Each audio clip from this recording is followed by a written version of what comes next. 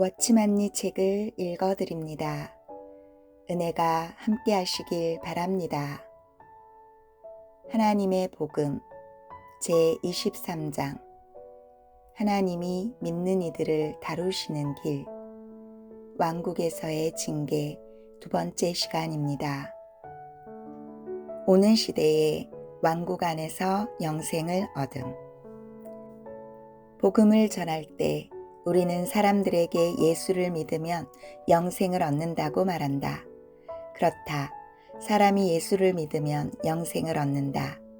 하나님의 말씀을 아는 사람은 누구나 오늘 교회 시대에서 사람이 믿기만 하면 영생을 얻는다는 것을 안다.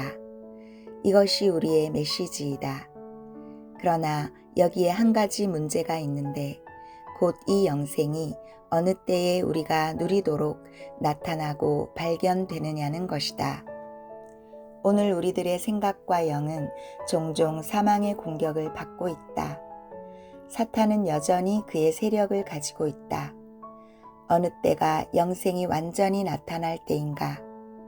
새하늘과 새 땅의 때인가? 아니면 왕국 안에서인가? 요한복음 5장 24절로 29절 말씀. 내가 진실로 진실로 너희에게 이르노니 내 말을 듣고 또 나 보내신 이를 믿는 자는 영생을 얻었고 심판에 이르지 아니하나니 사망에서 생명으로 옮겼느니라. 진실로 진실로 너희에게 이르노니 죽은 자들이 하나님의 아들의 음성을 들을 때가 오나니 곧 이때라. 듣는 자는 살아나리라. 아버지께서 자기 속에 생명이 있음같이 아들에게도 생명을 주어 그 속에 있게 하셨고 또 인자됨을 인하여 심판하는 권세를 주셨느니라. 이를 기이히 여기지 말라. 무덤 속에 있는 자가 다 그의 음성을 들을 때가 오나니 선한 일을 행한 자는 생명의 부활로 악한 일을 행한 자는 심판의 부활로 나오리라. 여기 24절에서는 사람이 예수를 믿으면 영생을 얻고 심판에 떨어지지 않게 되며 사람이 주 예수의 말씀을 듣고 주 예수를 보내신 아버지를 믿는 이것이 곧 영생이라고 말한다. 그러나 29절은 선을 행한 자는 생명의 부활로 악한 일을 행한 자는 심판의 부활로 나오리라고 말한다. 여기서의 생명은 조회로서 앞에서 말한 영생과 같은 단어이다. 무릇 선을 행한 자는 조회를 얻게 되고 악을 행한 자는 심판을 받게 된다. 24절은 분명히 우리가 영생을 이미 얻었다고 말하는데 29절에서는 부활할 때에야 영생을 얻을 수 있다고 말한다. 여기에 차이점을 보라. 25절에서 말한 것은 교회 시대의 일이다. 여기서는 죽은 자가 하나님의 아들의 음성을 듣게 되리라고 말한다. 우리는 다 죽은 사람들이다. 우리는 하나님 아들의 음성을 들은 결과 살아나게 되었다. 28절은 이를 기이히 여기지 말라. 무덤 속에 있는 자가 다 그의 음성을 들을 때가 오나니 라고 말한다. 25절은 때가 오나니 곧 이때라고 말한다. 28절에서는 때가 오나니 라고 말했을 뿐 곧 이때라고 말하지 않았다. 그러므로 이것은 장래의 일이지 결코 현재의 일이 아니다. 여기서는 장래 무덤에 있는 자들이 나온다고 말한다. 앞에서는 죽은 사람을 말했고 여기서는 무덤에 있는 죽은 사람을 말했다. 앞에 죽은 사람은 죄와 허물로 죽은 사람을 가리키고 여기서 말한 무덤 속에 죽은 사람은 영혼이 죄 가운데 죽은 사람이 아닌 몸이 죽은 사람을 가리킨다. 모든 육신이 죽어서 무덤에 있는 사람은 장래 두 번째로 하나님의 아들의 음성을 듣게 될 것이다. 그때 선을 행한 사람은 생명의 부활로 악을 행한 사람은 심판의 부활로 나오게 된다. 두 번째로 하나님의 아들의 음성을 듣는 때는 바로 모든 무덤에 있는 사람들이 거기서 나올 때이다. 마가복음 10장 30절을 보기로 하자. 금세에 있어 집과 형제와 자매와 모친과 자식과 전토를 100배나 받되 핍박을 겸하여 받고 내세의 영생을 받지 못할 자가 없느니라. 여기서 주 예수님은 또 한 번 영생에 대해 말씀하셨다. 우리는 이 영생이 무엇인지를 주의해야 한다. 마가복음 10장 30절의 영생은 요한복음에서 말한 교회 시대의 영생이 아니고 장래 새하늘과 새 땅에서의 영생도 아니다. 여기서 말한 것은 내세에 얻게 될 영생이다. 내세라는 단어는 원문에서 다음 시대 혹은 차기 시대를 뜻한다. 오늘 이 시대는 은혜 시대이고 다음 시대는 왕국 시대 혹은 천년 왕국 시대이다. 여기서 주님이 말씀하신 내세의 영생을 얻으리라는 것은 예수를 믿음으로 얻는 영생을 가리키지 않는다. 주님이 이 말씀을 하시기 전에 한 사람이 주 예수님께 와서 내가 무엇을 하여야 영생을 얻으리까? 라고 물었다. 이것은 행위의 문제이다. 그러므로 주 예수님은 그에게 행위로 인한 영생을 알려주신 것이다. 주님은 율법을 지키고 모든 소유를 팔아야만이 영생을 얻을 수 있다고 말씀하셨다. 요한복음에서 주님은 영생을 얻는 것이 은혜에 근거할 뿐 행위로 말미암은 것이 아님을 우리에게 분명히 보여주신다. 그런데 왜 여기서는 율법을 지키고 모든 소유를 팔아야만이 영생을 얻을 수 있다고 말했는가? 이는 마가복음 10장에서 말한 영생이 요한복음에서 말한 영생과 다르기 때문이다. 마가복음 10장의 영생은 행위가 있어야 얻을 수 있고 요한복음의 영생은 믿음으로 얻을 수 있다.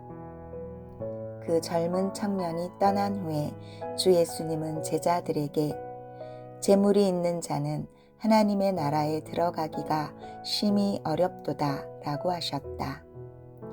주 예수님이 이 말씀을 하시자 제자들은 그분의 말씀이 무슨 뜻인지 의아하게 여겼다. 주 예수님은 또 재물을 의지하는 자가 하나님의 나라에 들어가기가 어떻게 어려운지라고 말씀하셨다. 제자들이 심히 놀라 서로 말하기를 그런즉 누가 구원을 얻을 수 있는가 라고 했다. 예수님은 사람으로는 할 수 없으되 하나님으로는 그렇지 아니하니 하나님으로서는 다 하실 수 있느니라고 하셨다. 베드로가 말하기를 우리가 모든 것을 버리고 주를 좇았나이다. 장래 무엇을 얻으리까? 라고 하자 주 예수님은 장래의 일을 그들에게 알려주셨다. 내가 진실로 너희에게 이르노니 나와 및 복음을 위하여 집이나 형제나 자매나 어미나 아비나 자식이나 전토를 벌인 자는 금세에 있어 집과 형제와 자매와 모친과 자식과 전토를 100배나 받되 핍박을 겸하여 받고 내세의 영생을 받지 못할 자가 없느니라. 그들은 왕국 안에서 영생을 얻게 될 것이다. 그러므로 좀 전에 우리가 말한 영생은 왕국 안에서의 영생이다. 왕국 안에서의 영생은 행위로 얻는 것이고 헌신함으로 주님과 함께 고난받고 함께 수치받음으로 얻는 것이다. 그리스도인에게 있어서 오늘날의 영생은 이미 해결되었고 영원에서의 영생도 이미 결정된 것이다. 그러나 왕국 안에서 영생을 갖게 될 것인가의 여부는 당신이 주님을 사랑했는가, 복음을 널리 전파하기 위해 모든 소유를 버렸는가, 주님을 위해 모든 것을 내려놓았는가, 세상을 거절했는가에 달려 있다. 이 세상에 사는 동안 당신은 돈이나 물질이나 가정 혹은 세상 사람을 위해 살고 있지는 않은가? 주 예수님은 만일 당신이 주님을 사랑하고 복음을 위해 모든 소유를 버린다면 오늘날 이 모든 것을 잃어버리지 않을 뿐 아니라 100배나 받는다고 하셨다. 오늘 당신이 주님을 위해 모든 소유를 버린다면 하늘에 있는 은행에서 100배나 찾아 쓸 수 있다. 이렇게 높은 이자율을 감당할 수 있는 사람이 어디 있는가? 당신이 1불을 넣었는데 100불을 찾을 수 있다니 세상에 이런 은행이 있겠는가? 이뿐 아니라 내세에 당신은 영생을 얻게 된다. 마태복음의 많은 부분은 왕국 대신 영생이라는 단어를 사용하였다. 이는 그때에 살아있는 사람들은 곧 왕국에 들어간 사람들이기 때문이다.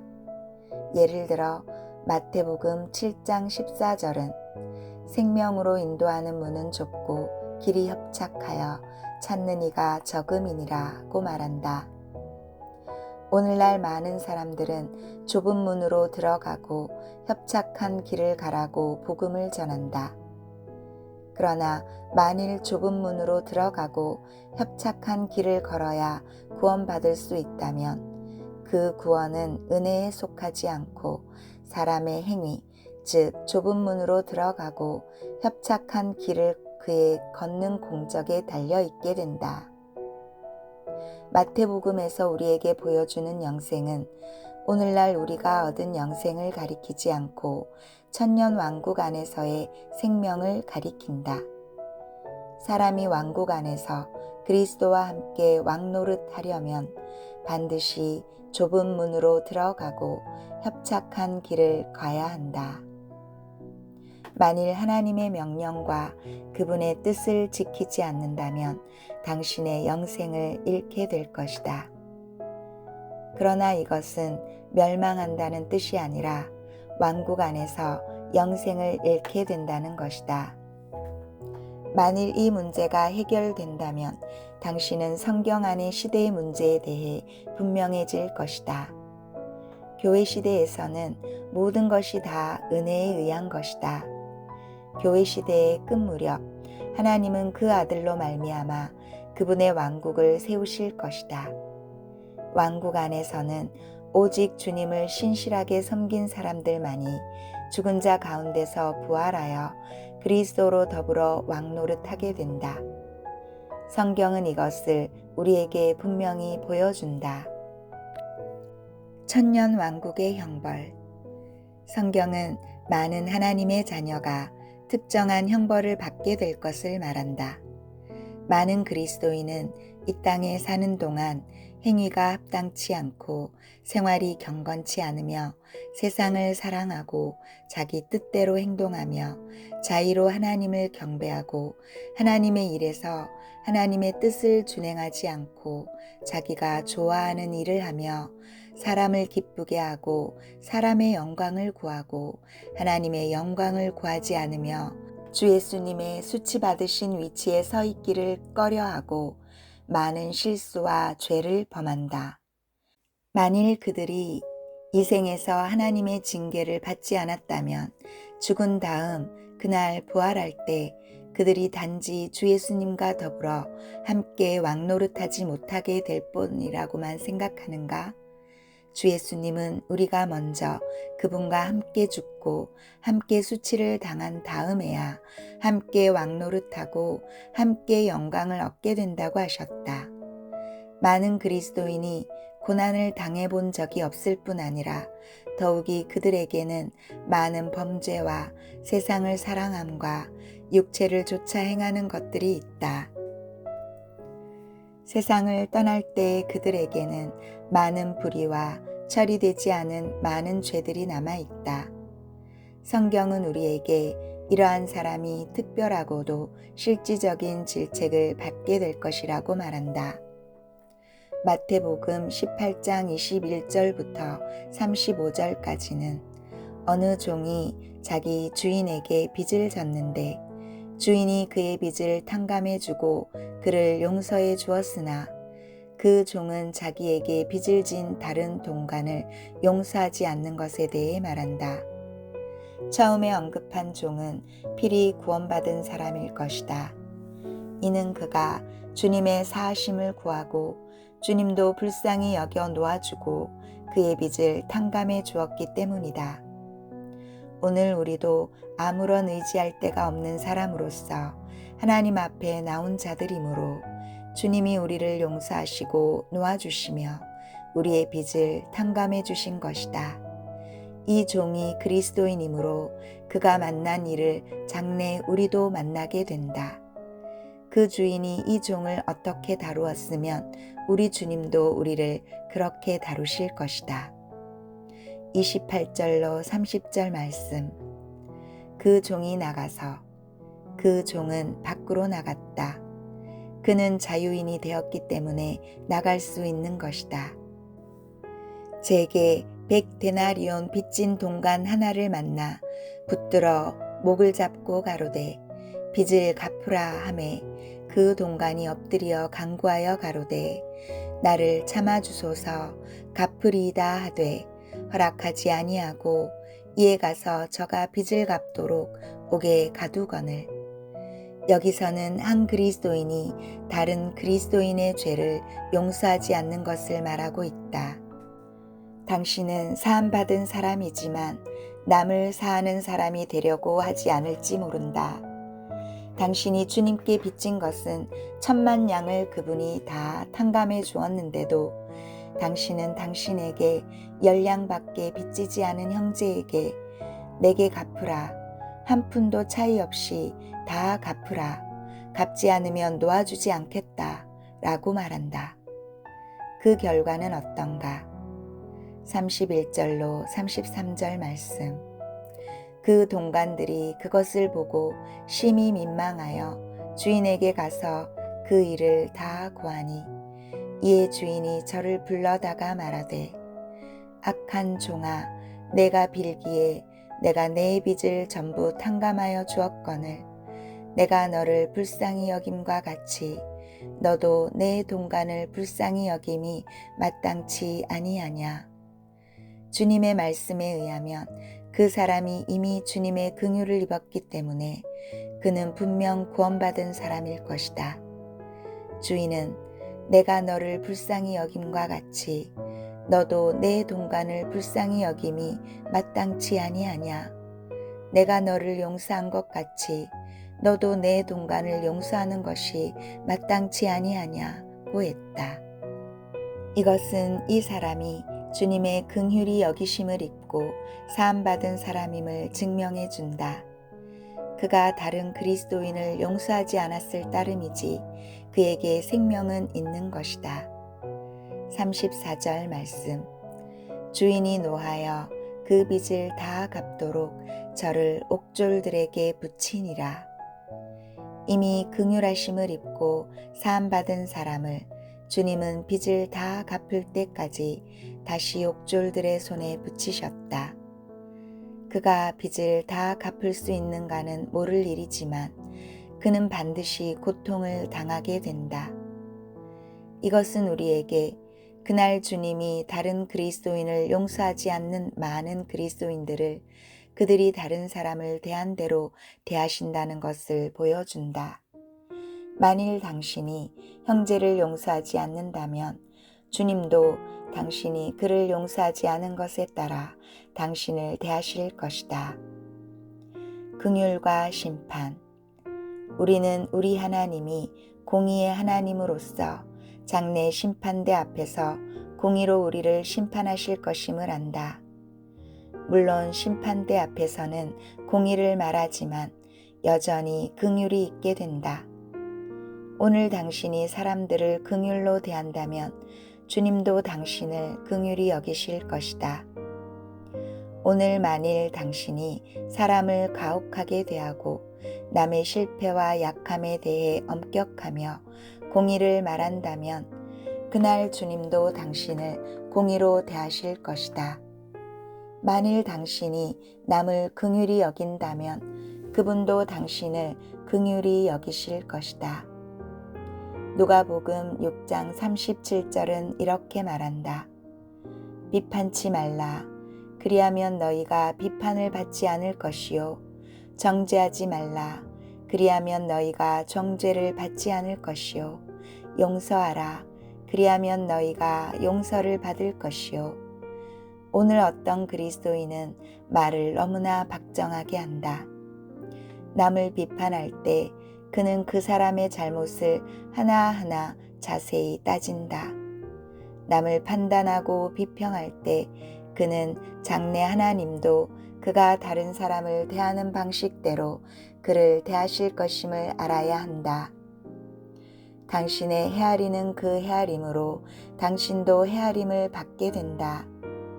만일 당신이 사람들에게 누르고 흔들어 후히 준다면 주님도 당신에게 누르고 흔들어 후히 주실 것이다.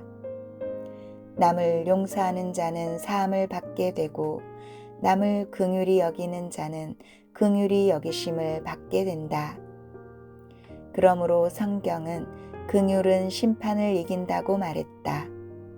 심판조차도 이길 수 없는 한 가지가 있는데 바로 일생 동안 남을 긍휼히 여긴 사람이다.